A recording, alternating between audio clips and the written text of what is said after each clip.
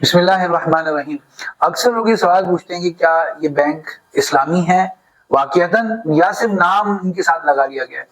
اور بعض لوگ یہ بھی پوچھتے ہیں کہ اسلامی تو ہے لیکن کون سا بینک زیادہ اسلامی ہے، کون سا کم اسلامی ہے، کس میں ہم انویسٹ کر سکتے ہیں، کس سے فائنینسنگ لے سکتے ہیں۔ ان سوالات کے پیچھے ایک اگر ہم کہیں کہ ٹرسٹ ڈیفیسٹ ہے، کہ چونکہ ماضی میں کچھ ایسے واقعات ہو چکے ہیں کہ کچھ لوگوں نے اسلام کا نام استعمال کیا اور وہ واقعتاً اسلامی نہیں تھے، لیکن اس کی وجہ سے جو ہے وہ لوگوں کا ٹرسٹ خراب ہوا اور وہ مالی معاملات ان کے ناجائز بھی ہوئے اور ان کے کچھ مالی مفادات بھی خراب ہوئے۔ تو اس لحاظ سے لوگ اکثر پوچھتے ہیں کہ واقعتاً اسلامی ہے کہ نہیں ہے، لیکن یہاں ایسا کیس نہیں ہے۔ یہاں پر ایک پراپر شریعہ کمپلائنس کا میکینزم ہے، اور یہاں پر کوئی ایسا نہیں ہو سکتا وہ کوئی بینک ہے کہ ہم اسلامی ہیں اور اپنے صرف چاہنے سے انہوں نے نام اسلامک لکھ لے، بلکہ اس کے پیچھے پورا ایک شریعہ گورننس فریم ورک ہے جو جس میں کم از کم 3 سطحیں ایسی ہیں جس میں شریعہ کے کمپلائنس کو اور ان کے شریعہ کی ریکوائرمنٹس کو کی انفورسمنٹ، یعنی واقعتاً ان پر عمل درآمد ہو رہا ہو، اس کا جائزہ لیا جاتا ہے، اور یہ بڑا ٹرانسپیرنٹ وے میں شفافیت کے ساتھ اور پبلکلی اس کو مینج کیا جاتا ہے۔ اگر میں آپ کو بتاؤں تو آپ کو بہت سن کے خوشی بھی ہوگی، حیرت بھی ہوگی، اور یہ معلوم بھی ہوگا کہ کسی بھی ادارے میں اگر واقعتاً مفتیان کرام کو ساتھ رکھنا ہو اور شریعہ کو نافذ کرنا ہو تو اس کے لیے بہترین طریقہ کار کیا ہو سکتا ہے۔ تو دیکھیں، یہ جو پاکستان میں بینکس ہیں خاص طور پر، باقی دنیا بھر میں بھی ایک شریعہ گورننس فریم ورک ہوتا ہے، یعنی ان کا ایک طریقہ کار ہوتا ہے جو وضع کیا جاتا ہے اور ان کا مرکزی بینک اس کو اپروو کرتا ہے۔ تو ہمارے ملک میں بھی ایک شریعہ گورننس فریم ورک ہے جو اسٹیٹ بینک سے اپرووڈ ہے، اسٹیٹ بینک کا ہی بنایا ہوا ہے اور ہر بینک اس کے مطابق چلتا ہے، جس کے تحت سب سے سپریم اتھارٹی شریعہ بورڈ ہوتی ہے۔ یہ شریعہ بورڈ انتہائی ماہر سینئر تجربہ کار مفتیان کرام پر مشتمل ہوتا ہے، اور ایسا نہیں کہ کوئی بھی بینک اپنی پسند سے کسی بھی مفتی کو ہائر کر لے، بلکہ اس کے لیے مطلوبہ معیار fit and proper criteria state bank نے عالمی معیارات کو سامنے رکھتے ہوئے وضع کیا ہے، اور اس میں ایک مخصوص قابلیت اور مخصوص تجربہ فتوے کا اور مخصوص سالوں کا مالی معاملات میں کام کرنے کا تجربہ ہونے کے ساتھ ہی اس بات کی اجازت ملتی ہے کہ آپ ان مفتی صاحب کو اپنے شریعہ بورڈ میں اپوائنٹ کر سکتے ہیں۔ تو 3 سینئر مفتیان کرام پہ مشتمل شریعہ بورڈ ہوتا ہے، جس میں 2 نان ریزیڈنٹ ہوتے ہیں، یعنی جو ان کے ساتھ مشاورت میں شریک ہوتے ہیں، اور ایک ریزیڈنٹ ہوتا ہے، یعنی جو فل ٹائم بینک میں بیٹھتا ہے اور ڈے ٹو ڈے آپریشنز اور روزانہ کے معاملات کو دیکھتا ہے۔ اب یہ شریعہ بورڈ جو ہے ہائر اتھارٹی ہے، یعنی ان کا ہر فیصلہ بینک کے اوپر بائنڈنگ ہے، لازم ہے، اور ان کے پاس بینک کے سارے معاملات کے ایکسس ہوتا ہے، اور یہ ہر معاملہ بینک کا ان کے پاس اپروول کے لیے آتا ہے، چاہے وہ کوئی ڈپازٹ کی پروڈکٹ ہو، چاہے وہ فائنینسنگ کی پروڈکٹ ہو، کار فائنینسنگ ہے، کوئی بھی پروڈکٹ ہے، چاہے وہ سوشل میڈیا کوئی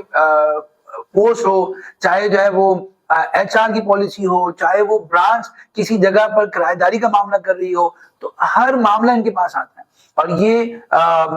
قوانین کو اور شریعہ کے جو ہے فقہی معاملات کو قواعد کو سامنے رکھتے ہوئے فیصلہ کرتے ہیں، بلکہ جو اسلامی بینکوں کی معیارات کی عالمی تنظیم ہے IOC جو بحرین میں واقع ہے، جس کے شریعہ کمیٹی میں تمام مسالک کے مفتیان کرام موجود ہیں، اور ان کے چیئرمین ہمارے استاد محترم مفتی تقی عثمانی صاحب ہیں،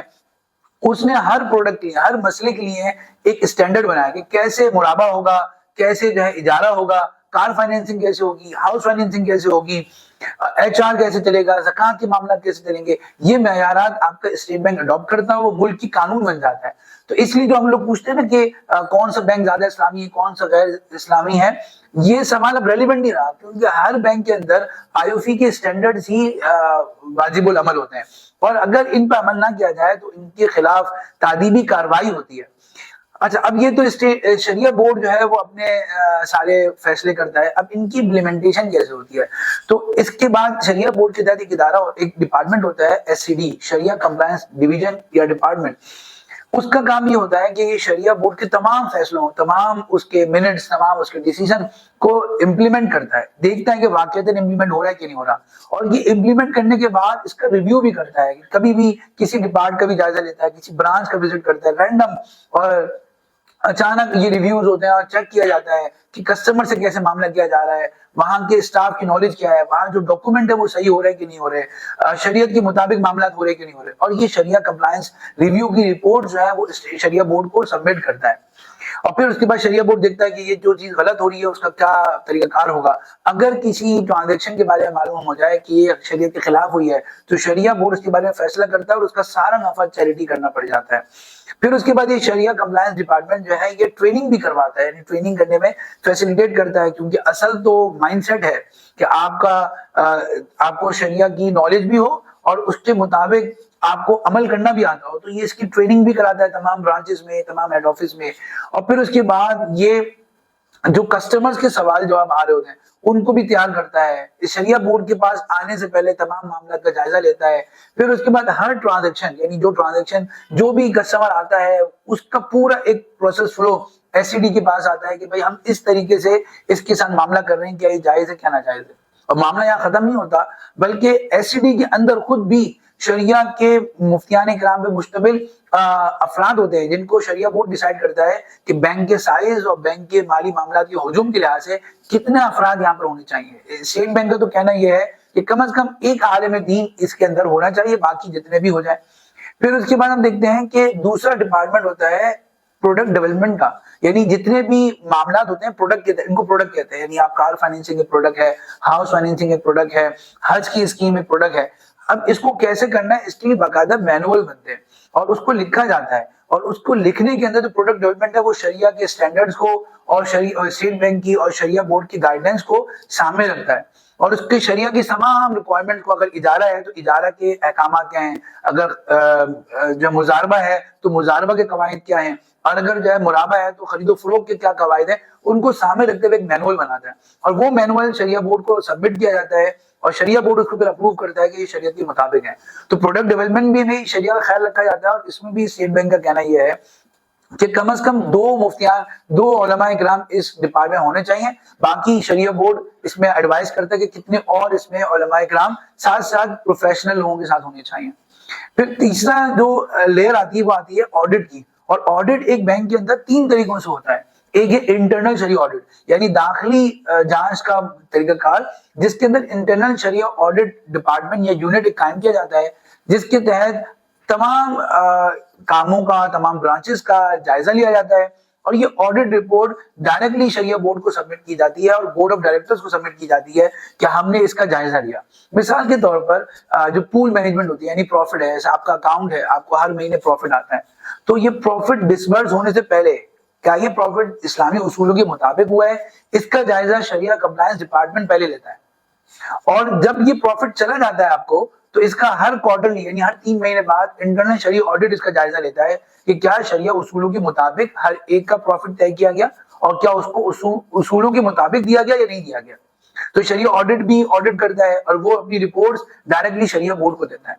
اب شریعہ بورڈ اس میں ڈائریکشن دیتا ہے کہ بھائی یہ معاملہ غلط ہوا ہے, اس کو یوں کر لیا جائے, یا یہ معاملہ ٹھیک ہوا ہے, اس کو ایسے رکھا جائے. جو ڈائریکشن دی جاتی ہے اس میں شریعہ کمپلائنس ڈپارٹمنٹ اس کو انفورس کراتا ہے کہ یہ واقعتاً اس پر عمل ہو جائے. اور جن پر عمل نہیں ہو سکا, ان ریزالو جو ایشوز ہوتے ہیں, وہ شریعہ بورڈ کو بتاتا ہے کہ بھائی ان پر ابھی تک عمل نہیں ہو سکا. ہر 6 مہینے بعد ایک رپورٹ وہ پریزنٹ کرتا ہے. تو شریعہ, ایک تو انٹرنل شریعہ آڈٹ ڈپارٹمنٹ ہو گیا. دوسرا ایکسٹرنل شریعہ آڈٹ, یعنی ہر بینک کا جب ہر مالی ادارے کا جب ایکسٹرنل آڈٹ ہوتا ہے, جیسے فرگوسن ہے اور ڈیلوائٹ ہے اور بہت سی مایہ کمپنیز ہیں جو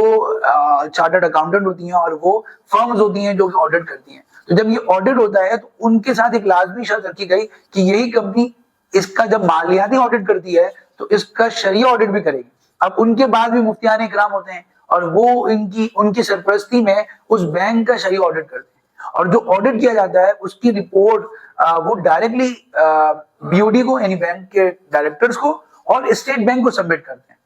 تو اسٹیٹ بینک کو بھی ان کے حالات کا معلوم ہو جاتا ہے کہ اس بینک میں کتنے معاملات شریعت کے مطابق ہو رہے ہیں یا نہیں ہو رہے ہیں.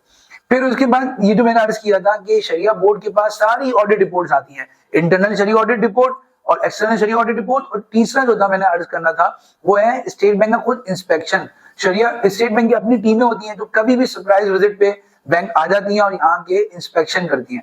تو ان کی رپورٹس بھی شریعہ بورڈ کے پاس آتی ہیں, اور شریعہ بورڈ ان ساری رپورٹس کی روشنی میں اور اپنے تجربات کی روشنی میں ایک رپورٹ جاری کرتا ہے جو کہ انگلش اور اردو دونوں میں ہوتی ہے. اور بینک کی جو فائنینشیل اسٹیٹمنٹس ہوتی ہیں, جو اینوئل اسٹیٹمنٹس ہوتی ہیں, بینک کی ویب سائٹ پہ ہوتی ہیں, اس میں پبلش ہوتی ہیں. تو آپ کسی بھی اسلامی بینک کی ویب سائٹ پہ جا کر عوام بآسانی دیکھ سکتی ہے کہ اس کے شریعہ بورڈ اس بینک سے مطمئن ہے یا نہیں مطمئن اور کیا ان کی آبزرویشنز ہیں. تو اس طرح ٹرانسپیرنسی کے ساتھ یعنی شریعہ بورڈ، شریعہ audit, external audit, state bank کے انسپیکشن اور شریعہ کمپلائنس کے ریویوز اور پروڈکٹ ڈیولپمنٹ کا جائزہ کار، ان سارے میکینزم میں ایک انسانی بساط کی حد تک ممکن نہیں رہتا کہ کوئی شریعہ کا قانون اگنور ہو جائے یا اس پر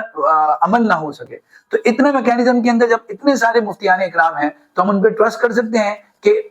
باہر سے بھی آ رہے ہیں، اندر کے بھی ہیں، اور اس کے بعد مرکزی بینک بھی آ رہا ہے، اور اس کے بعد جو ان کی رپورٹس عوام کے لیے پبلش بھی ہو رہی ہیں. تو یہ ایک بہترین میکینزم ہے. اگر کوئی شخص اپنی کمپنی کے اندر بھی شریعہ کمپلائنس کرنا چاہ رہا ہے تو اسی طرح کا میکینزم اس کو اختیار کرنا چاہیے. اور یہ صرف پاکستان کے اندر نہیں ہے بلکہ IOFI نے گورننس کا اسٹرکچر بھی دیا ہوا ہے جس کے مطابق دوسرے ممالک میں بھی گورننس کے فریم ورک کے مطابق عمل ہو رہا ہے. ہم مختلف ممالک میں، ملیشیا میں، انڈونیشیا میں دیکھ سکتے ہیں کہ وہاں پر بھی بینکس کے اندر